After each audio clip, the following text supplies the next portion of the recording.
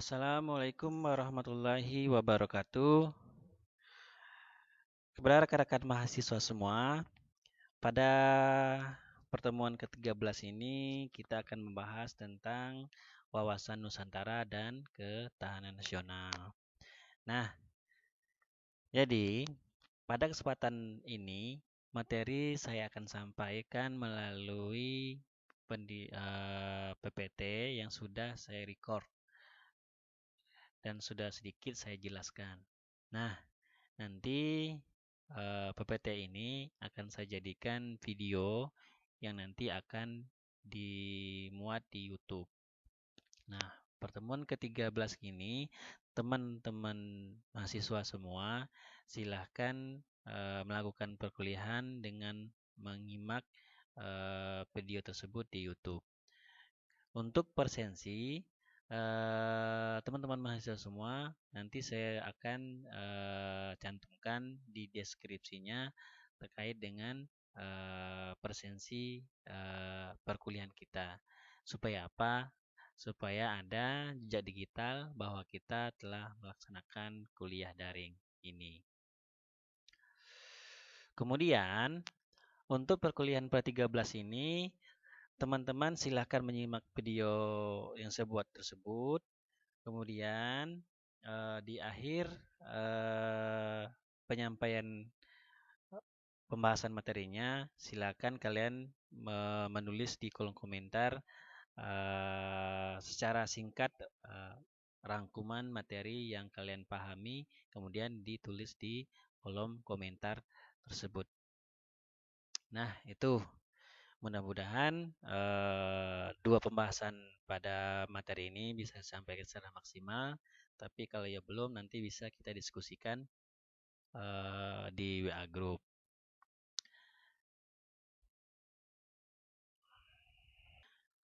Saya tidak akan menyampaikan pembahasan kuliah ini secara menyeluruh. Mungkin saya singkat. Kenapa? Pada dasarnya pembahasan wawasan Nusantara dan ketahanan nasional itu sudah teman dapat dapatkan di waktu sekolah. Kalau nggak salah itu bertemu di kelas 10 SMA, materi tentang wawasan Nusantara dan ketahanan nasional.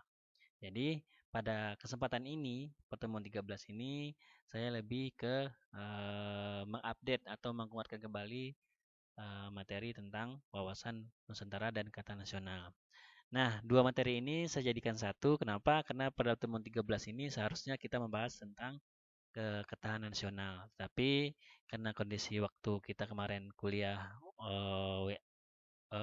daringnya menggunakan WhatsApp, kita lebih banyak diskusinya. Nah, jadi pada kesempatan ini harapannya dua pembahasan ini bisa saya sampaikan secara singkat. Itu.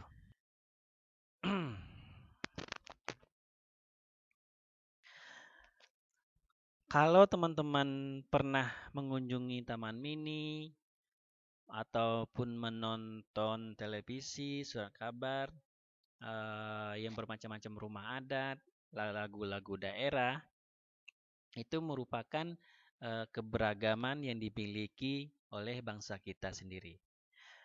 Nah, seperti yang rekan-rekan mahasiswa ketahui bahwa Indonesia merupakan negara yang memiliki banyak kebudayaan dan adat istiadat yang keseluruhan di wilayah Indonesia itu kita mempunyai adat-adatnya sendiri. Nah, oleh karena itu perlu adanya cara pandang atau sikap kita yang sama baik antara kita, orang lain, ataupun pejabat-pejabat negara kita mengenai diri dan lingkungan yang dimiliki oleh bangsa kita sendiri. Biar kita tidak adanya pertentangan antar wilayah. Nah, itu. Dan menurut Undang-Undang Dasar dijelaskan bahwa kita itu negara kepulauan yang berciri-cirikan Nusantara. Dengan batas-batas wilayah itu sudah ditetapkan oleh aturan yang ada. Nah, kalau lihat dari peta itu sudah jelas bahwa kita di negara yang terpisah. Kalau tidak ada cara pandang kita yang sama untuk supaya negara kita tetap utuh, Nah, maka itu kita perlu namanya wawasan Nusantara. Cara pandang kita melihat negara kita sendiri.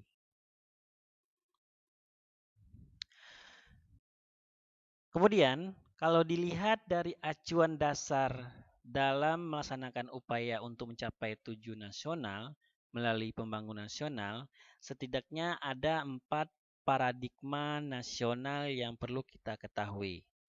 Yang pertama itu Pancasila, yang kedua itu Undang-Undang Dasar 45, yang ketiga itu wawasan Nusantara, dan yang keempat adalah ketahanan nasional. Nah ini. Kalau berbicara Pancasila, itu yang pertama itu Pancasila sebagai landasan ideal.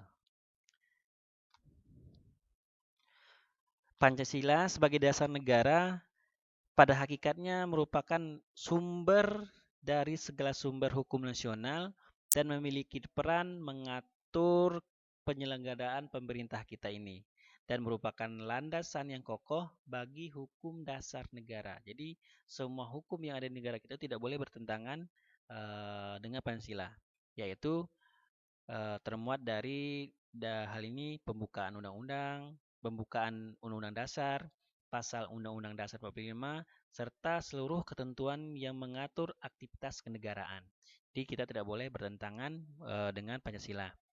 Boleh dikatakan sebagai filsafat, pedoman, pandangan hidup, dan ideologi negara kita. Kemudian yang kedua itu adalah landasan konstitusional, yaitu Undang-Undang Dasar Negara Republik Indonesia tahun 1945.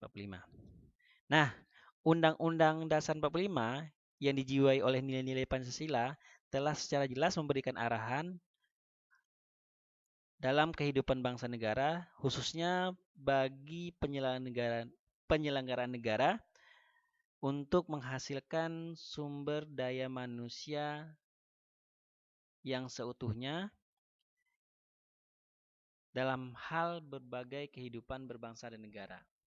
Nah itu, semua aturan melindungi, memajukan, mencerdaskan itu harus sudah diatur oleh Undang-Undang Dasar Negara Republik Indonesia. Jadi kita tidak boleh bertentangan dengan hal itu. Kemudian, wawasan Nusantara. Wawasan Nusantara itu dijadikan sebagai landasan visional atau visi negara kita sendiri. Wawasan Nusantara merupakan tujuan antara ingin mencapai dan syarat untuk meraih tujuan nasional itu sendiri. Nah, dengan adanya cara pandang Indonesia yang dijiwai oleh nilai-nilai Pancasila berdasarkan Undang-Undang Dasar 45 serta memperhatikan sejarah, budaya, diri dan lingkungan berdasarkan wawasan Nusantara ini sendiri.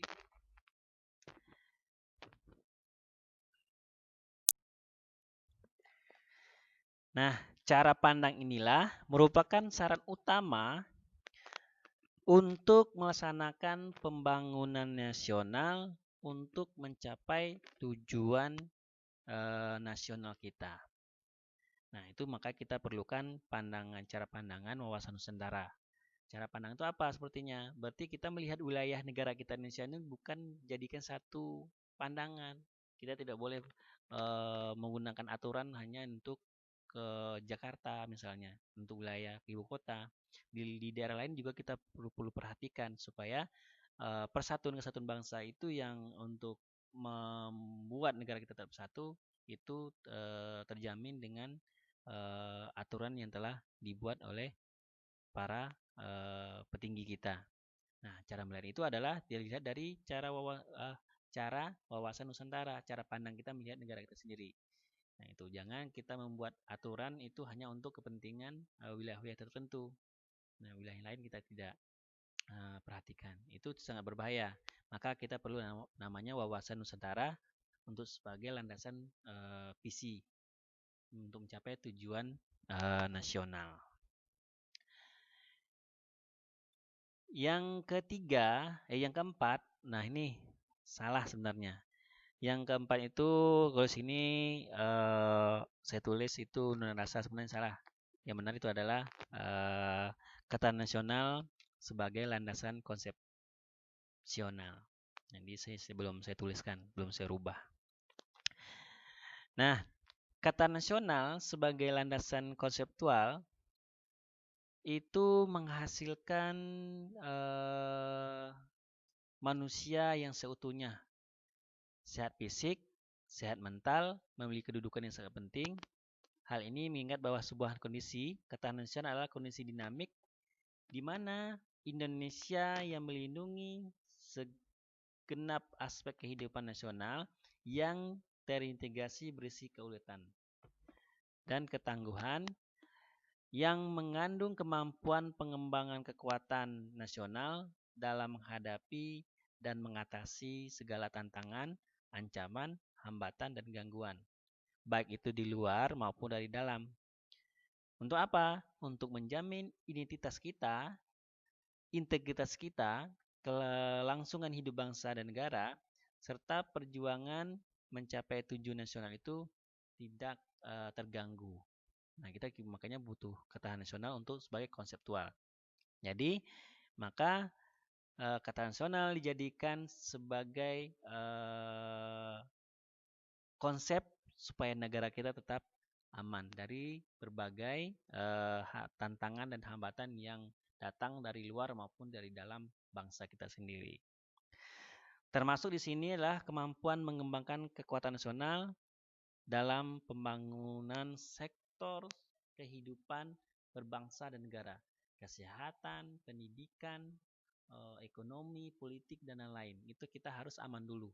Kalau tidak, kita bisa terjadi yang namanya perpecahan. Kalau ketahanan nasional kita, konsep ketahanan nasional kita tidak berjalan.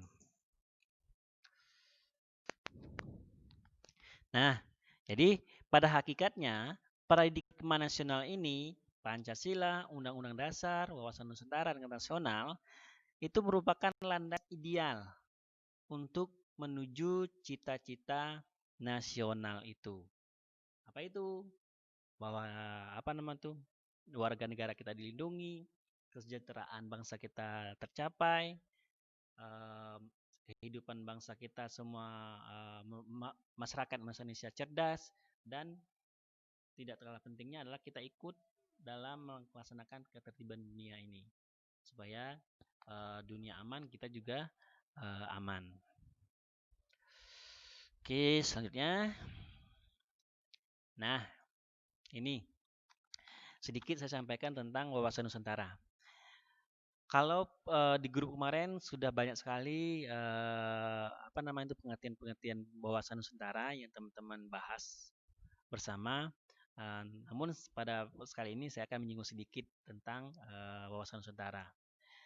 Jadi wawasan Nusantara itu secara etimologis, wawasan itu pandangan, tinjauan, atau penglihatan kita tanggap baik indera. Jadi itu yang dilihat oleh mata kita sendiri. Nah, Nusantara kesatuan kepulauan yang terletak. Jadi jelas ya kalau bahwa kita itu negara kepulauan. Tapi pada dasarnya kita ini terletak dua benua yaitu benua Asia dan Australia, dan dua samudra, itu Samudra Hindia dan Samudra Pasifik. Nah, itu berarti kalau disimpulkan bahwa wawasan Nusantara adalah cara pandang kita melihat negara kepulauan kita. Nah, itu.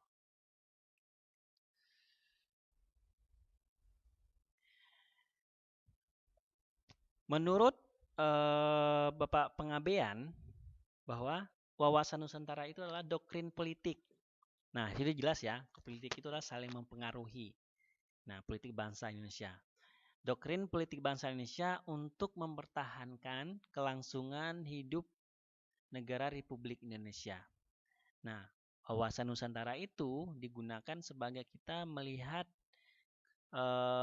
kiranya nanti pertahanan keberlangsungan hidup bangsa itu dilihat dari aspek geografis, ekonomis, demografi, teknologi, dan kemungkinan strategi yang tersedia. Itu kemampuan apa yang kita punya untuk supaya negara kita ini tetap bertahan. Nah, itu dilihat dari wawasan Nusantara. Tuh. Apakah daerah ini kuat? Apakah daerah sebelah sini kuat? Sebab apa? Wilayah timur kuat, barat kuat, dan semuanya itu diperhatikan.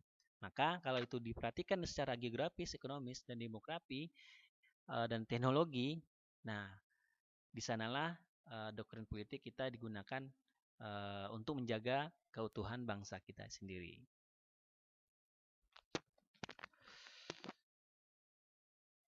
Untuk itu, hakikat wawasan Nusantara adalah keutuhan dan kesatuan wilayah nasional. Itu yang terpenting. Kalau keutuhan dan kesatuan wilayah kita terjamin, dan makanya nanti ketahanan nasional kita juga kuat. Nah itu, maka kita perlu melihat secara spesifik penglihatan kita, pandangan kita sebagai warga negara, jangan melihat bahwa misalnya wilayah kita paling oke, wilayah yang ketinggalan, itu enggak.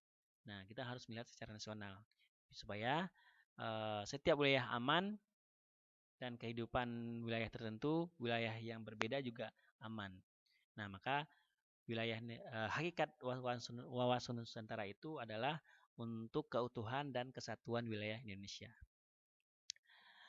Nah, setiap warga masyarakat, terutama aparatur negara, harus berpikir, harus bersikap, dan bertindak secara menyeluruh demi kepentingan bangsa Indonesia.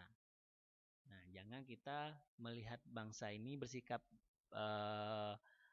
aparatur negara kita bersikap hanya bentuk sentris. Misal apa? Terpotak-potak satu wilayah. Tidak boleh seperti itu. Kita harus melihat keseluruhan. Semua harus adil. Nah itu. Banyak yang mengatakan bahwa wilayah Indonesia ini dipegang oleh Jakarta karena semua berfokus pada Jakarta. Nah, cara pandang itu mulai sekarang kita harus rubah. Nah, kalau tidak apa? Kemungkinan nanti Papua bakalan bubar kalau kita hanya untuk kepentingan cara berpikir kita hanya berfokus pada Jakarta saja. Nah, itu. Nah, asas-asas wawasan SARA. Pertama jelas, kita perlu adanya solidaritas setiap wilayah. Kemudian ada kerjasama, kejujuran, keadilan, kepentingan bersama, dan kesetiaan terhadap kesepakatan bersama. Ini lebih lebih ke persatuan. Jadi kita tidak boleh terpisah-pisah seperti ini. Semua harus bersama-sama. Wawasan Nusantara berfungsi sebagai kita pedoman atau dorongan atau juga rambu-rambu bagi para pemegang kebijakan untuk mengatur seluruh kehidupan masyarakat Indonesia. Nah, mereka itu yang punya kekuatan harus melihat dari wawasan Nusantara, cara pikir wawasan Nusantara, jadikan dorongan supaya setiap wilayah yang kita dijadikan keputusan itu tidak timbul tidak keadilan. Nah itu semua harus sama. Maka kita perlu yang namanya kebijakan keputusan itu digunakan untuk kepentingan keseluruhan bangsa Indonesia. Tidak boleh terpecah-pecah. Dijadikan apa? Tujuan. Tujuannya adalah mewujudkan cinta kepada negara kita sendiri. Nah itu. Bahwa negara kita sudah jelas bahwa negara kita adalah negara yang beragam. Itu suku, adat istiadat, bermacam-macam, agama. Nah, jadi dengan adanya wawasan Nusantara, cinta terhadap tanah air kita, cinta terhadap Indonesia itu akan melekat. Terlebih jangan kita untuk mengutamakan kepentingan sendiri ataupun kelompok, suku, daerah, masalah lain. Kita perlu menguatkan untuk kepentingan nasional. Nah itu. Jadi tidak ada boleh kita dalam bersikap itu secara individual. Semua harus diutamakan kepentingan nasional dulu. Nah itu.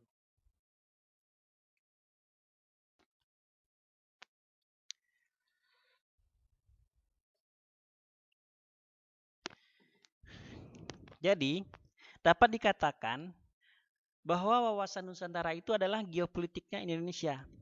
Jadi kita tuh berwawasan dua arah, yaitu ke dalam dan keluar. Pancasila dan pembukaan Undang-Undang 1945 ditetapkan nilai yang mendasari wawasan Nusantara yang nilainya integrasi ditujukan kepada kehidupan berbangsa dan bernegara. Nah, sebagai geopolitik Indonesia, wawasan Nusantara itu mengawasi mengawasi negara Indonesia itu dari sudut pandang. Yang pertama adalah sudut pandang wilayah. Yang kedua adalah sudut pandang negara dalam pengertian rakyat hidup dalam wilayah itu sendiri. Yang ketiga adalah negara sebagai kehidupan masyarakat. Yang keempat, suatu penyelenggaraan rumah tangga. Yang kelima, dikatakan bahwa negara sebagai penjamin keberlangsungan hidup dirinya sendiri.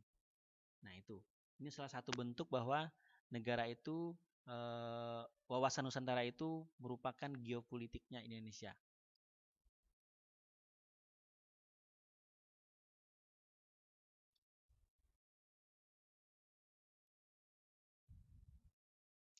Nah, sekarang aspek Trigatra dalam wawasan Nusantara. Trigatra itu meliputi posisi dan lokasi geografis Indonesia. Yang kedua adalah keadaan alam. Yang ketiga adalah kemampuan penduduknya. Nah itu, yang pertama posisi geografis wilayah Indonesia, yang kedua keadaan dan kekayaan alam, dan yang ketiga keadaan dan kemampuan penduduk. Mari kita lihat yang pertama. Jelas, kalau posisi geografis Indonesia kita dibatasi oleh dua benua, benua Asia dan benua Hindia, yang kemudian kita dibatasi juga oleh Samudra Pasifik dan benua Samudra Atlantik. Benua Asia sama benua Australia dan Samudra Pasifik dan Samudra Hindia. Kalau dilihat dari sudut pandang geografis ini, kita merupakan jalur perdagangan dunia. Nah, dengan ada jalur-jalur perdagangan dunia ini, kita bisa dikatakan apa namanya ini?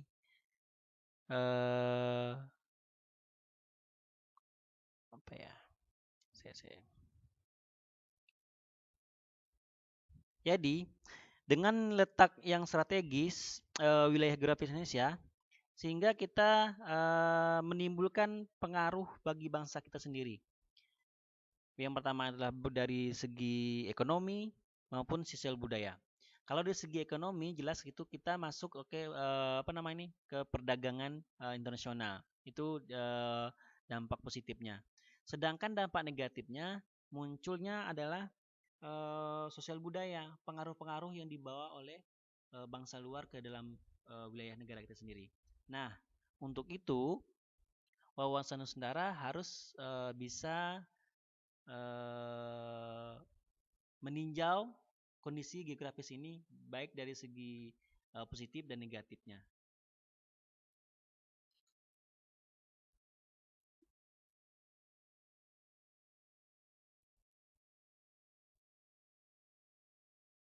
Nah, itu.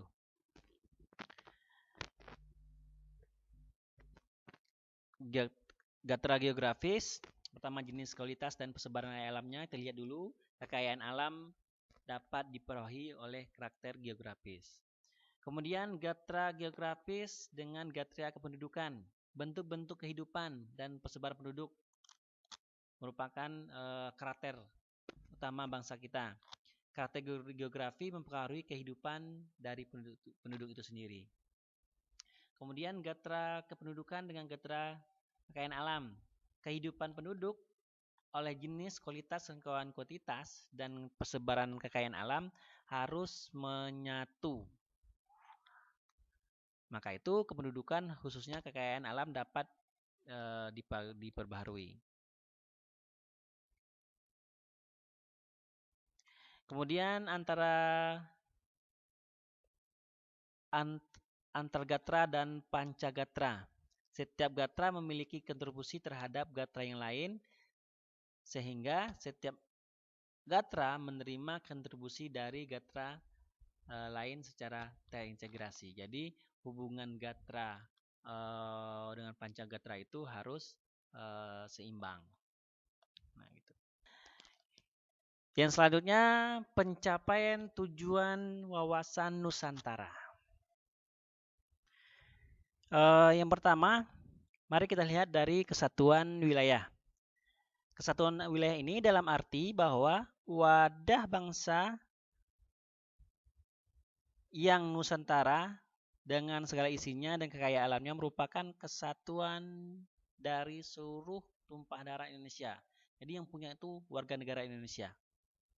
Yang kedua, kesatuan bangsa. Dalam hal ini bahwa bangsa Indonesia memiliki hanya satu ideologi, yaitu Pancasila, yang melandasi dan membimbing dan mengarahkan bangsa kita untuk mencapai tujuan. Jadi kalau masih ada perdebatan RUU HIP itu, nah itu ya mohon maaf ya, kita harus bertindak, harus bersatu untuk lawan, karena udah jelas konsensus dan kesepakatan bangsa kita melalui Badan Pader kita bahwa Pancasila merupakan sudah final ideologi pertama kita. Nah itu. Yang ketiga,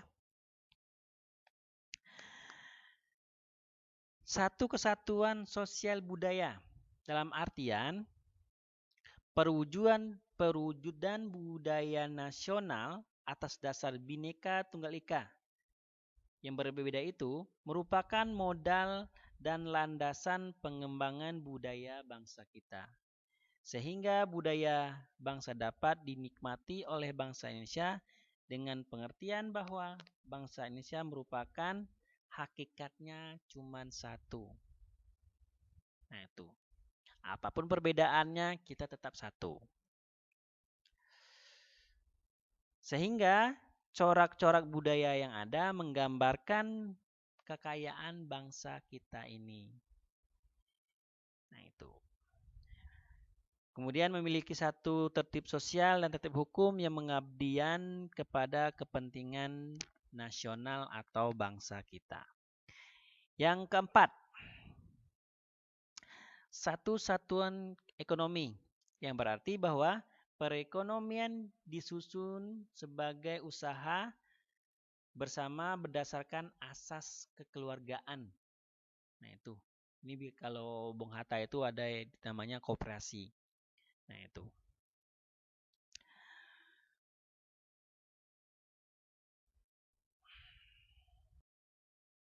Sehingga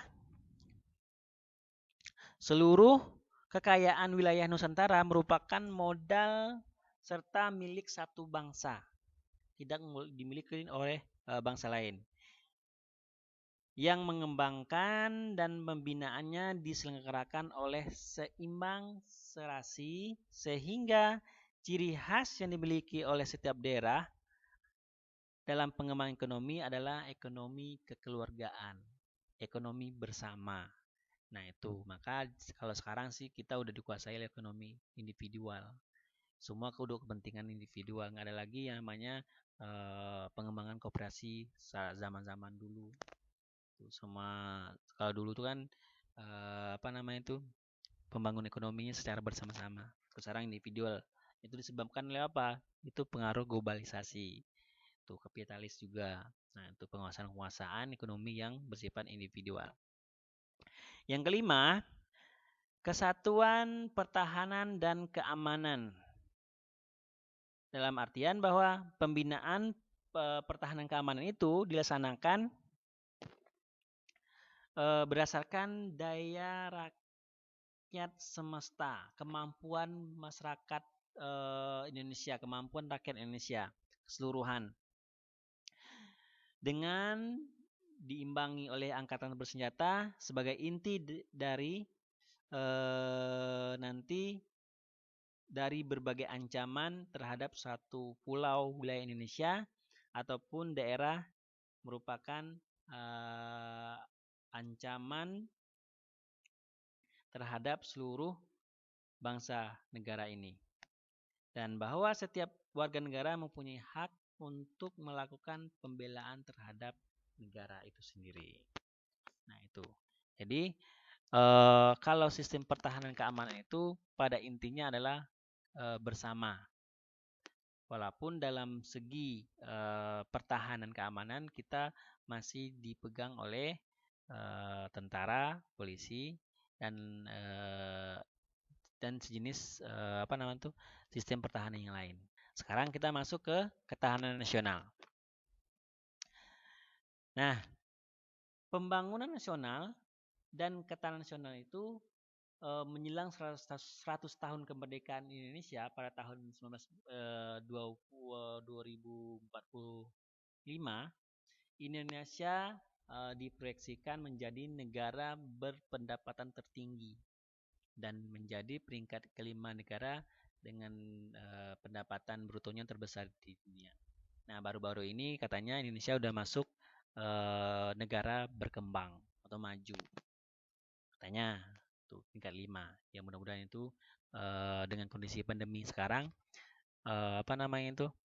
Indonesia tetap bisa bangkit terkait dengan keterpurukan kesehatan maupun ekonomi nantinya. Jadi, apa pentingnya yang kita harus ketahui tentang ketahanan nasional? Oke, dimensi ketahanan nasional itu ada 5. Ada 5 dimensi ketahanan nasional. Yang pertama itu adalah ketahanan ideologi. Nah, kondisi mental bangsa Indonesia yang berlandasan akan ideologi Pancasila. Jadi, kalau ideologi Pancasila sudah ibaratnya udah mulai goyah, itu udah pasti ketahanan nasional kita berpengaruh. Itu sangat jelas. Jadi, sebisa mungkin ideologi kita Pancasila ini harus tetap menjadi landasan kita berbangsa dan bernegara. Yang kedua, ketahanan politik. Ketahanan politik ini di mana kondisi kehidupan politik bangsa Indonesia yang berlandasan demokrasi. Nah, politik kita politik demokrasi.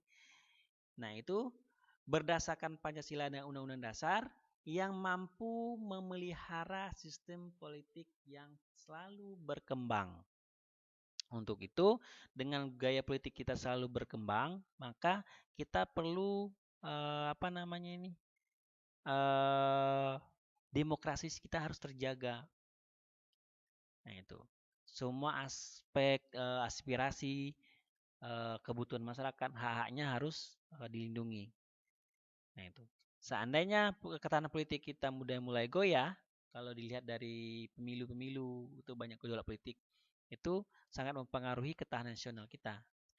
Nah, ketahanan nasional kita, politik kita lemah, nanti akan berpengaruh kepada ketahanan politik ekonomi. Nah, politik ekonomi itu apa ketahanannya?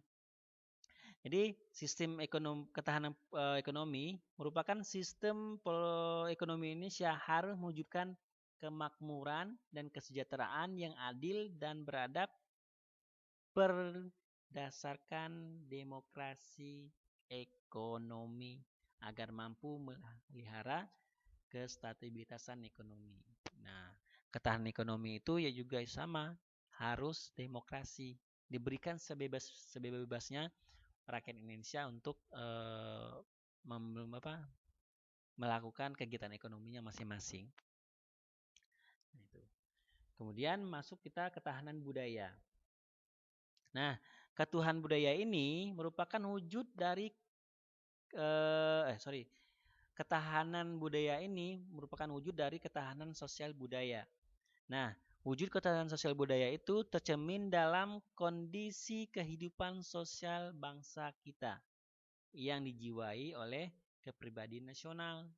Kepribadian nasional itu apa? Pancasila dan Undang-Undang Dasar 45 yang mengandung kemampuan membentuk dan mengembangkan kehidupan sosial budaya manusia dan masyarakat serta mampu menangkal penetrasi budaya asing yang masuk atau tidak sesuai dengan budaya nasional.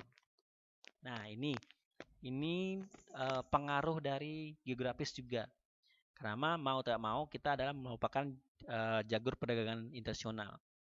Nah, dengan adanya perdagangan nasional, otomatis kita masukkan berapa budaya orang luar ke Indonesia. Nah, sekarang di globalisasi itu diperparah oleh namanya teknologi. Nah, ini juga ancaman bagi kita. Udah banyak generasi kita terpengaruhi oleh ketahanan budaya kita masing-masing. Udah meninggalkan budaya-budaya yang melekat pada bangsa kita sendiri. Nah, itu sangat berbahaya bagi ketahanan ekonomi kita. Dan yang kelima, itu adalah pertahanan keamanan. Nah, seharusnya di sini di slide ini ketahanan sosial itu sama budaya itu jadi satu. Dan yang ketinggal itu adalah pertahanan keamanan. Jadi, ketahanan keamanan nasional itu kondisi di mana daya tangkal bangsa kita terhadap ancaman dari luar yang dilandasi kesadaran melalui bela negara. Nah, itu. Yang nantinya kita mampu memelihara stabilitas pertahanan dan keamanan negara kita nanti. Nah, jadi untuk mempertahankan negara kita tidak mesti bergantung sama tentara atau polisi. Kita juga bisa. Nah, makanya ada yang namanya ketahanan keamanan melalui bela negara. Kita berjuang melalui profesi kita masing-masing, melalui pendidikan warga negara, terus pendidikan militer, terus menjadi prestasi di bidang masing-masing untuk membanggakan negara kita. Itu namanya ketahanan nasional, bagian dari pertahanan keamanan, dan salah satunya aspek implementasinya adalah di bela negara.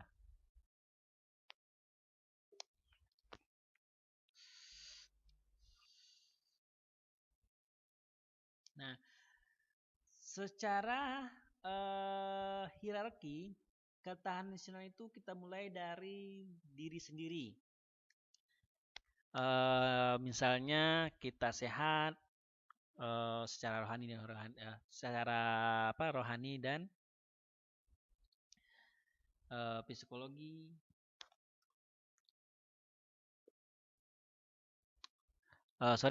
Secara rohani dan jasmani. Kemudian ketahanan keluarga kita juga kuat, ketahanan wilayah kita juga kuat, dan ketahanan regional kita kuat. Misalnya setiap daerah kita kuat, dan ketahanan nasional kita kuat, maka ini akan terjamin yang namanya ketahanan nasional secara keseluruhan. Maka pada hierarki ketahanan nasional yang berlapis ini, maka kita mulai dulu dari ketahanan diri kita sendiri. Itu baru kita keluarga, kemudian masuk ke wilayah, masuk ke regional, wilayah kita masing-masing, kemudian baru masuk ke ketahanan nasional.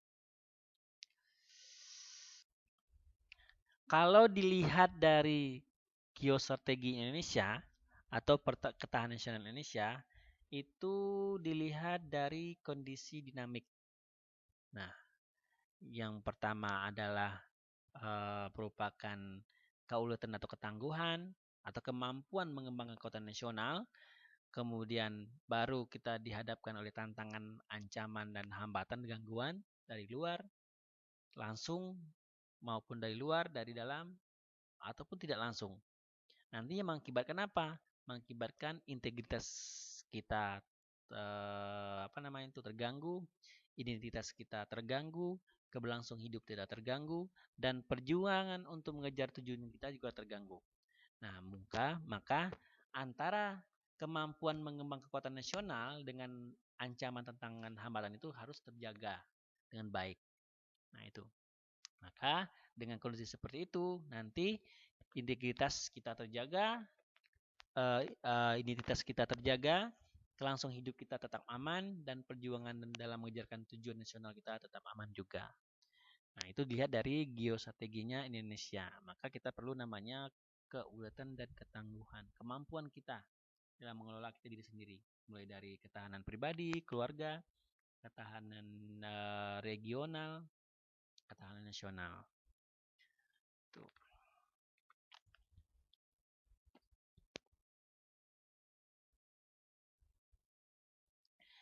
Jadi, dilihat dari kondisi tersebut, ketahanan nasional itu dilihat dari sebagai kondisi. Itu keulatan, ketangguhan bangsa yang mengandung kemampuan mengembangkan kekuatan nasional untuk menjamin kehidupan bangsa dan negara dalam mencapai tujuan. Itu sebagai kondisi. Dan sedangkan sebagai konsepsi, pengaturan dan penyelenggaraan kesejahteraan dan keamanan secara seimbang, serasi dan selaras dalam seluruh aspek kehidupan nasional. Nah, kita perlu namanya aturan. Nah, maka itu aturan itu harus dijalankan sesuai dengan aturan yang ada. Harus serasi, seimbang, dan tidak boleh terpetak-petak.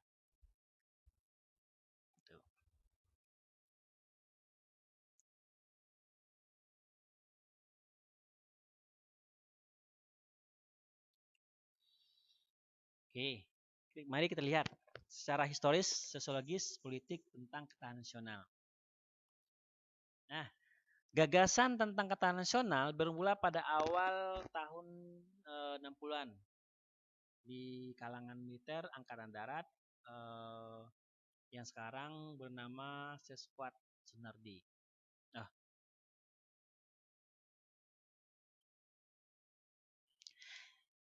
ada gangguan. Oke, sebentar saya ulangi. Jadi, gagasan tentang ketahanan nasional bermula pada awal tahun 1960-an di kalangan militer Angkatan Darat, dikenal dengan Sekolah Staf dan Komando Angkatan Darat. Sekarang dikenal dengan nama Sekolah Staf dan Komando Angkatan Darat. Nah, itu.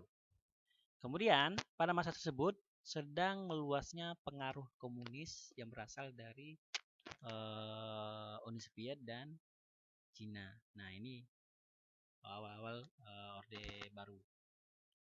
Kemudian, sejarah keberhasilan bangsa Indonesia menangkal ancaman komunis tersebut menginspirasi petinggi negara untuk merumuskan sebuah konsep yang dapat menjawab suatu pertanyaan. Kemudian mengapa bangsa Indonesia tetap mampu bertahan menghadapi sebuah ideologi komunis, padahal negara lain banyak yang berguguran. Ini membuktikan bahwa kita kuat dari segi historis, dari segi politik, kekuatan kita kuat. Jawabannya Indonesia memiliki ketahanan nasional khususnya dari aspek ideologi. Nah, ideologi kita yang sangat kuat itu Pancasila mampu menyatukan bangsa Indonesia. Dari pengalaman tersebut, dimulailah pemikiran tentang perlunya ketahanan bagi suatu bangsa.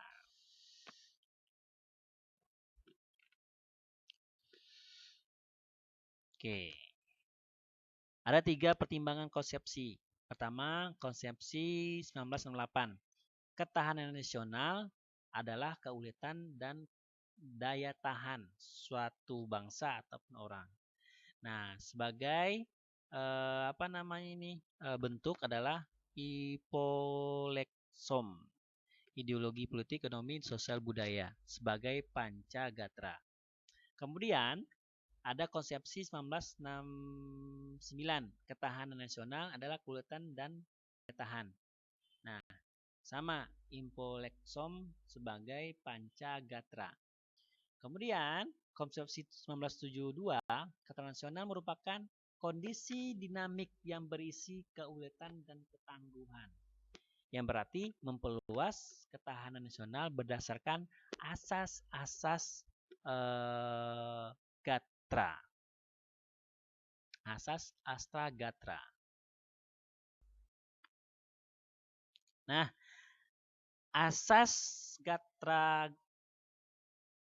ini lihat dari pertama, unsur ketahanan nasional model Indonesia terdiri atas 8 unsur yang dinamakan Astra Gatra. 8 Gatra. Unsur atau Gatra dalam ketahanan nasional ini meliputi sebagai berikut. Yang pertama, 3 aspek kehidupan ilmiah. Nah, jelas tadi saya awalnya sudah jelasin di wawasan utara. Pertama adalah letak Gatra, letak dan kedudukan geografis. Kita wilayah kepulauan. Yang kedua, Gatra keadaan dan kekayaan alam. Yang ketiga, keadaan dan kemampuan penduduk. Yang kedua itu Pancagatra. Pertama, kita ideologi, politik, ekonomi, sosial, budaya, dan pertahanan keamanan. Jadi, kalau digabungkan adalah Astra Gatra ini adalah aspek ketahanan nasional yang meliputi aspek yang dimiliki Indonesia dalam mempertahankan keamanan. Nah, keamanan letak geografis kita harus dijaga, kemudian kekayaan alam kita perlu dijaga, kemudian kemampuan keadaan dan kemampuan penduduk kita juga yang berbeda harus dijaga juga. Kemudian baru masuk ke aspek Pancagatra, di mana ideologi kita harus kuat, politik kita juga harus damai, ekonomi kita juga harus seimbang, sosial budaya kita harus menghindari pengaruh luar, kemudian pertahanan keamanan kita kuat, baik pun keamanan militer kita maupun keamanan bela negara kita. Tuh. Oke, kita masuk di akhir. Peran serta warga negara dalam mendukung implementasi wawasan kebangsaan dan ketahanan nasional ataupun wawasan Nusantara. Nah, implementasi atau penerapan wawasan Nusantara harus tercermin pada pola pikir, sikap kita, dan pola tindak yang senantiasa mendahulukan kepentingan bangsa daripada kepentingan pribadi atau golongan kita.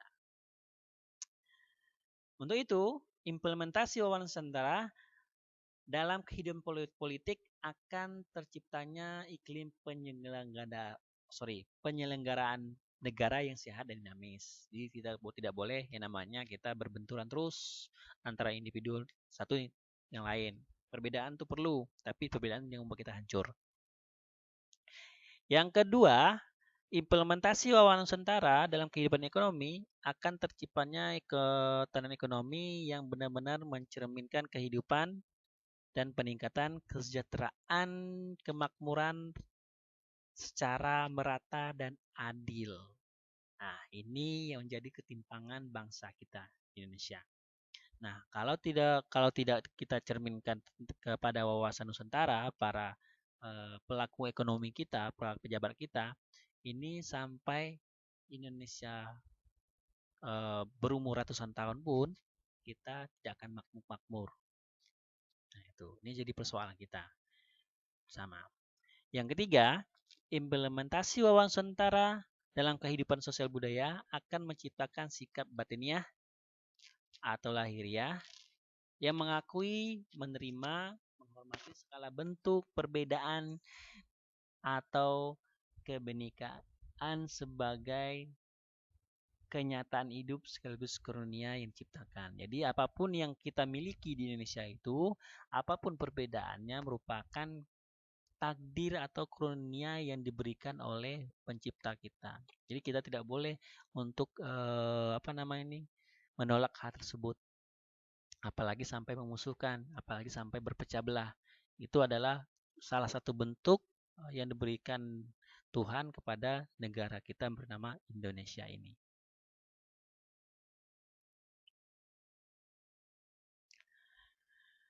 Nah, implementasi wawasan Nusantara dalam kehidupan pertahanan keamanan akan menumbuh kembangkan kesadaran kita terhadap cinta tanah air. Yang lebih lanjut dalam bentuk sikap bela negara dan pada setiap warga negaranya. Makanya, sebenarnya tujuan kita belajar PPKN itu pada intinya adalah kesadaran kita terhadap bangsa kita sendiri.